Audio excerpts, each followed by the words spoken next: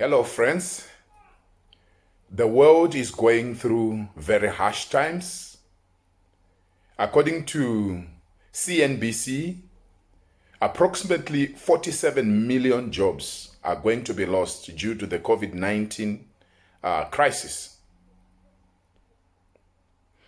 Now, thousands of jobs have already been lost as we speak. I did another video where I was talking about what employees should or should not do during a COVID-19 crisis. I also did another video where I was talking about the things that leaders should do during a crisis. I did another video on what you should do if you have lost your job during this crisis.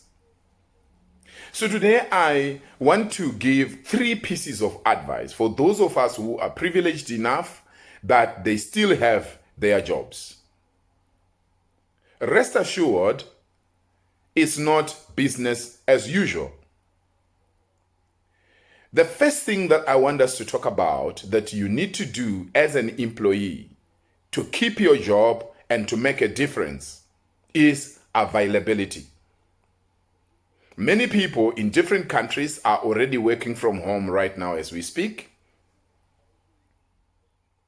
Now, you know that even when you are going to work face to face, when you are supposed to be by your desk or by your place of work, it's not always easy to serve your customers, to serve your colleagues, and probably to listen and act upon what your superiors are asking you to do.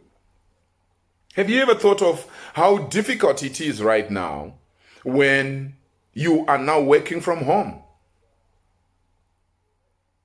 It becomes more difficult for your customers to reach you. It becomes more difficult for your colleagues to reach you. It becomes more difficult for your supervisors and your superiors to reach you.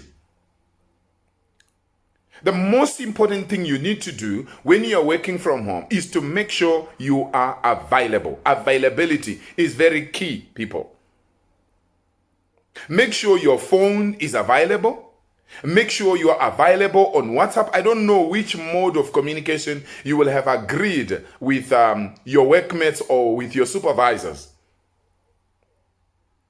Your phone should be available.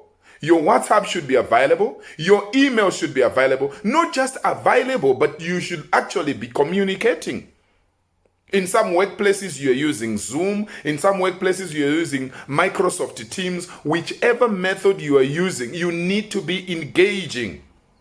Availability. Are you available? Are you available? Working from home does not mean you sleeping or going around doing your own things.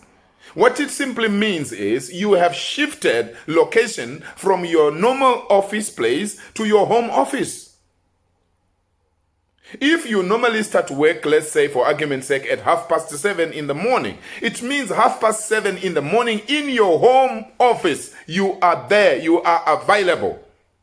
If your customers want to ask something, you are available to respond to them. If your workmates need you for anything, you are available for them. Not that your phone is off, you are not online, then you are making life even more difficult for the people that work with you, and you are making life more difficult for your customers. And what does that suggest? It suggests that you are not interested in your job. Now you need to understand that if people are losing jobs, it also means that there is an overflood of supply of people who can do the job that you are doing. Now, I'm sharing with you not as an expert, but as a brother, as a friend. I write a lot and I talk a lot about leadership. And it's not fair for me not to look on the other side as well, to say, what about the team? What about the employees? Yes, our leaders can mess up here and there. We also do mess up here and there. We are human beings. When things are tough, you need to think and put yourself in the shoes of your supervisor. Others are laying off their employees. rest assured your boss is also considering laying off some people because of the excess costs that are being incurred by the organization. Nobody knows when the COVID-19 is ending. Not only that, the COVID-19, I've said this before, has ushered us into a world recession. We had our last recession in 2008, 2009, 2010. So recessions come in cycles. They come every 8 to 10 years. We are in a recession, guys. So if others are losing their jobs, what makes you think that you are not going to lose your job when you are not adding any value? You are now staying at home. You are not available. You are saying, I'm okay. If you want to, for example, lay off half of the employment team, then I'm one of them. That's what you are saying by not engaging. Please, you need to be available. That's the first thing. The second thing, which is linked to availability, is effective communication. I mean, communicating with your customers, with your team members, with your superiors during normal face-to-face conversations is not as easy. What about now when you are at home and your colleague is in their own home, the other one is in their own home? Guys, if we are serious and we want our organizations to survive the COVID-19 crisis and we want to survive the looming world economic crisis, then we have to make sure there is effective communication. As a university lecturer, sometimes I receive WhatsApp from my students and they say, Doc, I'm sorry for bothering you. And I'm thinking, you are not bothering me. That's my job. I might be home, but I have to understand, I have to be available. I have to be available to my clients. Without your clients, you have no job. Without your clients, you have no business. You have to be available and you have to communicate effectively. You have to make life easier for your clients. You have to make life easier for your teammates. You have to make life easier for your superiors. Generally, people do not respond to emails. Many people have a bad habit. That can be for another day. Many people have a bad habit whereby even under normal circumstances, when a supervisor sends an email, they don't respond. They just pretend like they didn't see it. Now, during a crisis, you are working from home, you don't respond to emails. What are you saying? Do you still want your job? Or you want to be one of the first people to leave?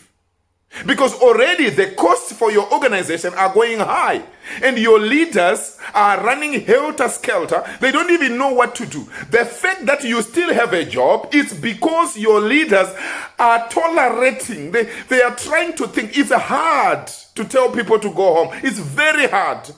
But some employees, by the way they do not engage, and by the way they do not communicate, by the way they are not available, they actually make it easier for their leaders to say, yes, we are laying off people, and we are laying off this one, and this one, and this one, and this one, because they are not engaging. Friends, the fact is, working from home does not mean sleeping. Working from home doesn't mean slacking behind. Working from home means you need to work harder. That's number 3. You need to go an extra mile to serve your organization, to serve your customers, to serve your supervisors. You need to go an extra mile.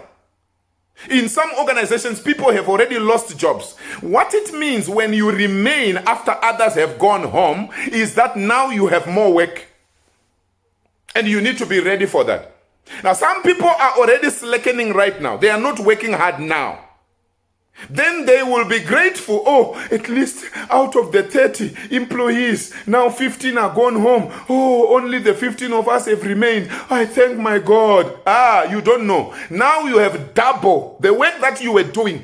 The one where you were slackening. Now you need to work double because the other person who was doing the work is gone.